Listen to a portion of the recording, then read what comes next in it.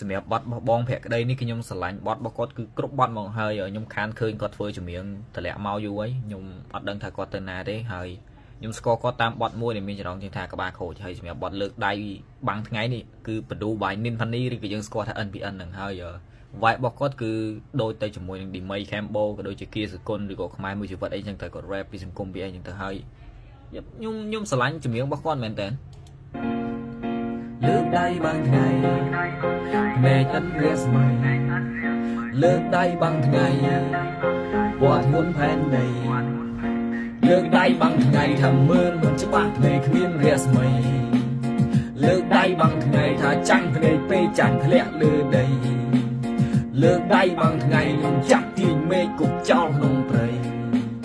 លើកដៃបាំងថ្ងៃសោកដៃអាមេវត្តមុនផែនដីស្លាប់បកាបាយអត់គេអត់អង្គុយតែងកាប់បែបបីក្រហមឆ្អៅចាចេញជាសំនៀងឯគាត់ទៅរួចស្រួលមិនចាំបាច់ឲ្យគេបបួលរស់នៅឲ្យត្រឹមត្រូវងាប់ទៅឋានសួគ៌អាចទទួលរស់នៅឲ្យមានរបៀបកុំអាចតែមានមាត់ឲ្យពោលតែពីចោលមកទៀត